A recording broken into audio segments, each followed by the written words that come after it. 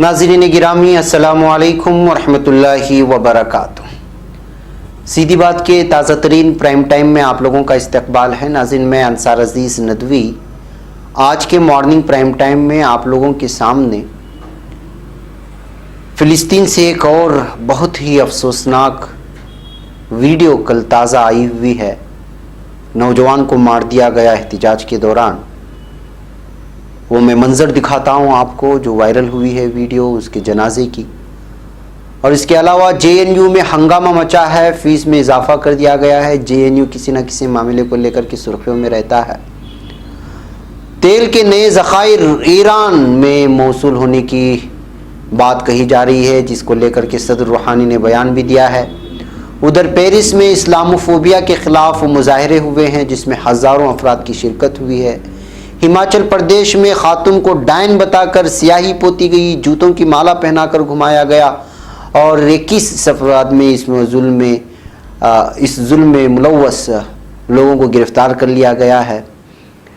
साल 2016 में अचंभे वाली किसानों के सिलसिले में कोई बात नहीं करता है। देखिए कि साल 2016 की रिपोर्ट आ गई है, 11,389 अफराद खुदकशी कर ली है किसानों ने। मैं ये सारे आदाद शुमार आप लोगों के सामने रखता हूँ और तफसीलात सुनाता हूँ। उससे पहले मैं आप लोगों से दरख्वास्त कर लूँ कि जिन लोगों ने हमारे चैनल को सब्सक्राइब नहीं किया है सब्सक्राइब कर लें और हमारी इन वीडियोस को दूसरों तक पहुँचाने में हमारी मदद करें। और सब्सक्राइबर्स जो 1 मिलियन तक बहुत जल्द पहुँचना है उसमें आप हमारी ज़रूर मदद करें। बहरकैफ नाज़रीन आइए सबसे पहले आपको मैं ले चलता हूँ फ़िलिस्तीन की और वो मंज़र को दिखाता हूँ जो बहुत ही दर्दनाक थी। ये है फ़िलिस्तीन के एक जनाजे का मंज़र जो कल दोपहर में नज़र आया। और जिस नौजवान का ये जनाजा है उसका नाम उमर हैसम अल बदवी है, जो कल अल अरूब एक कैंप है पनाह गुज़ीनों का, उस कैंप में हेब्रोन में ये लोग एहतिजाज कर रहे थे। और उसी वक्त इसराइल जालिम फ़ौज ने उसको गोली से उसका सीना छलनी कर दिया और वो खून में लथपथ होकर गिरा रहा। वो वीडियो चूँकि खून से लहूलुहान है और हम आपको दिखा नहीं सकते, इस वजह से उसके बाद वो फौरी वहाँ पर दम तोड़ गया और शहीद हो गया। तो उसके बाद उसका जब जनाजा आया पोस्टमार्टम के बाद तो उसको लेकर के ये मंज़र है और अरबी ज़बान में एक अजीब किस्म से एहतिजाज कर रहे हैं इस जनाजे को लेकर के। हम कुछ आवाज़ें भी आपको सुनाएंगे इस वीडियो की।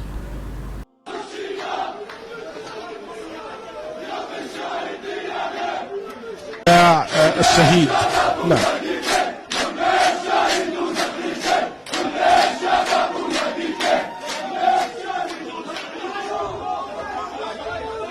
الآن موكب الشهيد قليل بعد أن أطلق جنود الاحتلال عليه النار وأصابوه برصاصات في البطن اخترقت الظهر، وتم نقله مباشرة إلى مستشفى الأهلي في محاولة لإنقاذ حياته لكن नाज़रीन आपने देखा इस नौजवान की लाश को, इस जनाजे को और आवाज़ लगाने वाले को। आप महसूस कर सकते हैं कि किस तरह से जुल्म ढाया जा रहा है फ़िलिस्तीन में जालिम इसराइलियों की जानिब से। और हर दिन इस तरह की कई वीडियोस और कई तरह की तस्वीरें सामने आती हैं, लेकिन आप लोगों को हैरान होगी कि इस तरह की वीडियोस जो कोई वहाँ पे सोशल मीडिया में शेयर करता है तो ट्विटर और फेसबुक भी इस वक्त फ़िलिस्तीनियों से दुश्मनी और अदावत पर उतर आ रहा है और बहुत सारे अकाउंट्स भी डिलीट कर रहा है। ये वाकई में हैरतनाक बात है कि किस तरह मुनज़्ज़म तरीक़े से सोशल मीडिया में भी इस ख़बरों को लाने से जो है रोका जा रहा है। और कंपनियाँ जो फेसबुक और ट्विटर है वो तक जो है इसराइलियों के कत्ल व गारतगिरी में बराह रास्त शरीक होते हुए नज़र आ रहे हैं। बहरकैफ नाज़रीन अब हम बात करते हैं JNU की, जहाँ पर हंगामा मचा है। किसी न किसी बात को लेकर के यहाँ पे हंगामा मचता रहता है। अब की बार एक अलग इसकी वजूहात है। जवाहरलाल नेहरू यूनिवर्सिटी के तलबा ने पीर के रोज़ एक बार फिर यूनिवर्सिटी में फ़ीस इजाफे को लेकर एहतिजाजी मुजाहरा किया, लेकिन कल का एहतिजाजी मुजाहरा गुज़िश्ता दिनों के मुकाबले कहीं ज़्यादा ज़बरदस्त था, क्योंकि कल ही यूनिवर्सिटी में जलसा तक़सीम इस्नाद की तकरीब का इनेकाद भी हुआ। इस दरमियान हज़ारों की तादाद में तलबा ने वाइस चांसलर के ख़िलाफ़ JNU कैंपस से बाहर मुजाहरा किया। एहतिजाजी मुजाहरे को काबू में करने के लिए पुलिस ने उन पर पानी की बौछारें की, लेकिन तलबा का हंगामा ख़त्म नहीं हुआ। جس وقت طلباء پر مظاہرہ کر رہے تھے اسی وقت جلسہ تقسیم اسناد میں ہندوستان کے نائب صدر وینکیا نائیڈو بھی موجود تھے۔ وینکیا نائیڈو تو کچھ دیر کے بعد یونیورسٹی سے چلے گئے، لیکن مرکزی وزیر برائے فروغ انسانی وسائل رمیش پوکھریال کے خلاف طلباء نے خوب نعرے لگائے۔ طلباء کے مظاہرے کو روکنے کے لیے کثیر تعداد میں CRPF اور دہلی یونیورسٹی کے جوان اب بھی یونیورسٹی میں تعینات ہیں۔ مظاہرہ کر رہے کچھ طلباء کو جوانوں نے کھینچ کر بس میں بھی بٹھایا۔ بعد میں مظاہرے کو بڑھتا دیکھ کر طلباء کو کھدیڑنے کے لیے پانی کی بوچھاروں کا بھی استعمال کیا گیا۔ JNU کے طلباء کا کہنا ہے کہ جب ان کی فیس میں تخفیف کے مطالبے کو قبول نہیں کیا جا رہا ہے تو انہیں جلسے تقسیم اسناد بھی منظور نہیں ہے۔ ہاسٹل فیس میں اضافے کا معاملہ یونیورسٹی میں کافی آگے بڑھ چکا ہے اور اس کا کوئی حل نہیں نکلا جا رہا ہے۔ مظاہرہ کر رہے طلباء نے جلسے تقسیم اسناد کا بائیکاٹ کرنے کے ساتھ ساتھ انتظامیہ سے ہاسٹل ڈرافٹ مینول اور فیس اضافے کو پہلے جیسا کرنے کا مطالبہ کیا۔ بتا دیں کہ JNU انتظامیہ نے اپنے حالیہ ہدایت میں ہاسٹل فیس اور سیکورٹی فیس میں 400% کا اضافہ کیا ہے۔ اس کے ساتھ ہی نئی ہدایات میں ہاسٹل آنے جانے کا وقت بھی بدل دیا گیا ہے اور ڈریس کوڈ بھی بدلا گیا ہے۔ طلباء کا مطالبہ ہے کہ ہاسٹل میں کوئی سروس چارج نہ لیا جائے، نہ ہی ہاسٹل میں کوئی ڈریس کوڈ نافذ کیا جائے۔ اس کے علاوہ طلباء کا مطالبہ ہے کہ ہاسٹل میں آنے جانے کے ٹائم کی پابندی کو ختم کر دیا جائے، اور اسی بات کو لے کر کے طلباء پرزور کئی دنوں سے احتجاج کر رہے ہیں۔ اور ادھر ایران سے خبر آئی ہے کہ ایرانی صدر حسن روحانی کے مطابق ملک کے جنوبی مغربی صوبے خوزستان میں دریافت ہونے والی نئی آئل فیلڈ میں 50 بلین بیرل سے زائد خام تیل کے ذخائر موجود ہیں۔ تہران حکومت نے اعلان ایک ایسے وقت میں کیا ہے جب اس ملک کی معیشت امریکہ کی سخت ترین پابندیوں کے باعث شدید مشکلات سے دوچار ہے۔ صدر روحانی نے امریکہ کو خبردار کرتے ہوئے کہا، ایران پر تیل کے فروخت کی پابندی کے باوجود مقامی انجینئر اور مزدوروں نے 53 بلین بیرل سے زائد خام تیل کے ذخائر دریافت کر لیے ہیں۔ ایران کی سب سے بڑی آئل فیلڈ اہواز میں 65 بلین بیرل خام تیل موجود ہے۔ یہ نئی آئل فیلڈ اب ملک کی دوسری بڑی آئل فیلڈ بن سکتی ہے۔ ایران اس وقت خام تیل کی پیداوار کے حوالے سے دنیا کا چوتھا اور قدرتی گیس کے حوالے سے دوسرا بڑا ملک ہے، تاہم امریکی پابندیوں کے باعث تہران حکومت کو توانائی کی برآمد میں مشکلات درپیش ہیں۔ ادھر ایرانی سرکاری میڈیا نے بتایا کہ ایرانی شہر بوشہر میں دوسرے نیوکلیئر پاور ری ایکٹر کی تعمیر شروع کر دی ہے۔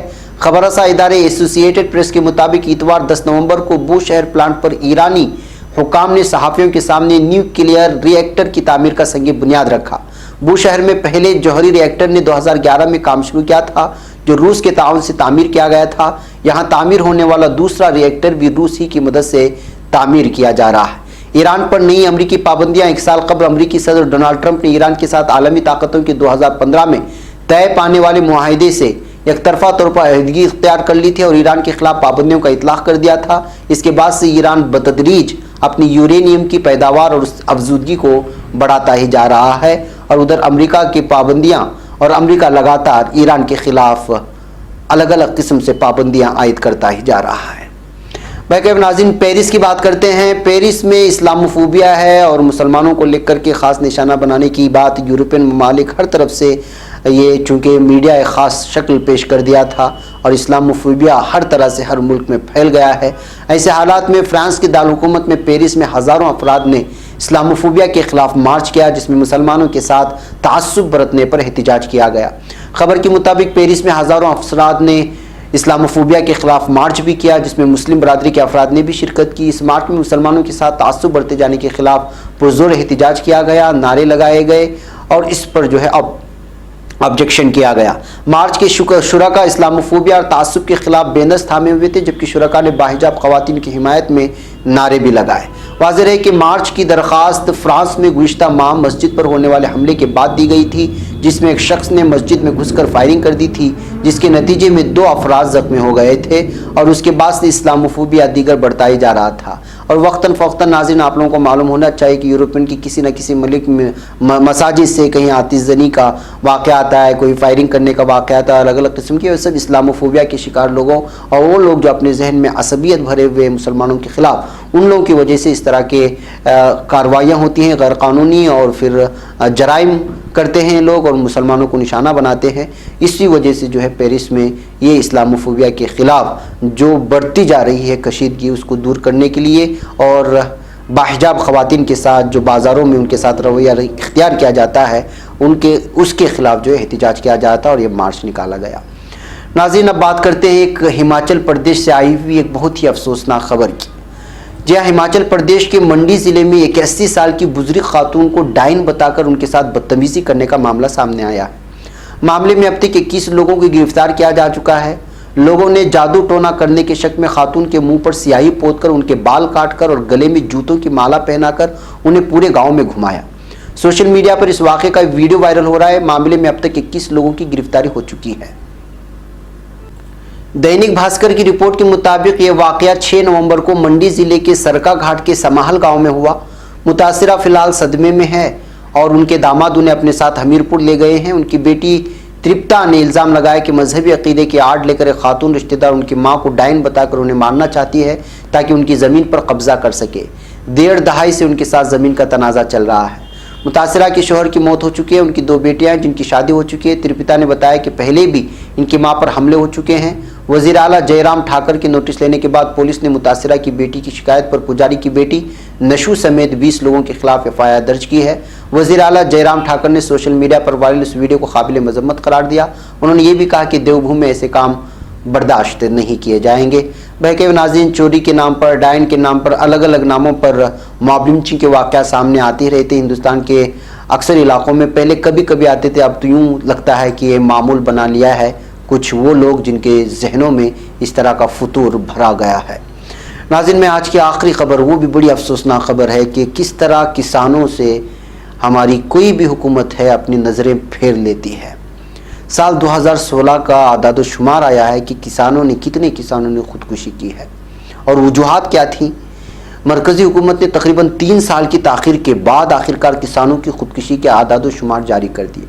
گزشتہ جمعہ کو national crime record bureau NCRB نے رپورٹ جاری کر کے اس بات کی تصدیق کی ہے کہ سال 2016 میں کل 11,389 کسانوں نے خودکشی کی تھی۔ اس کا مطلب یہ ہوا کہ ہر مہینے 948 یا ہر دن 31 کسانوں نے خودکشی کی ہے۔ NCRB مرکزی وزارت داخلہ کے تحت ایک ادارہ ہے۔ گزشتہ سال جولائی 2018 میں مرکزی حکومت نے لوک سبھا کو بتایا تھا کہ سال 2016 میں ہندوستان میں 11,370 کسانوں نے خودکشی کی تھی، لیکن حکومت نے کہا تھا کہ یہ پروویژنل یعنی کہ عبوری اعداد و شمار ہے اور NCRB کو آخری رپورٹ جاری کرنا باقی تھا۔ NCRB نے ہندوستان میں ناگہانی اموات اور خودکشی کی آخری رپورٹ اب جاری کر دی۔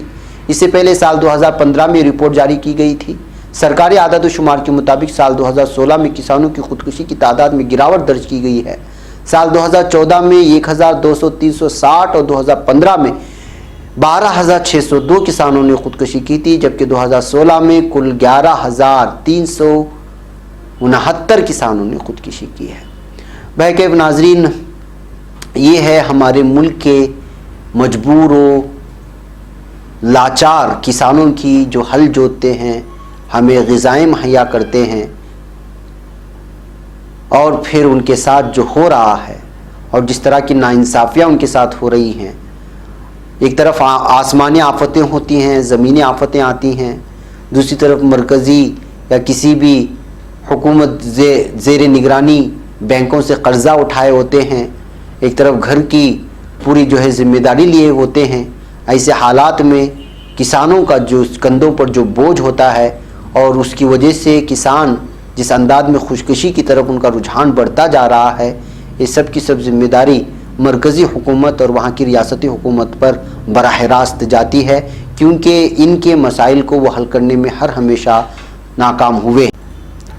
ناظرین، اس کی ذمہ داری براہ راست ریاستی اور مرکزی حکومتوں پر جاتا ہے، وہ حالیہ حکومتیں ہوں یا پھر ماضی کی حکومتیں۔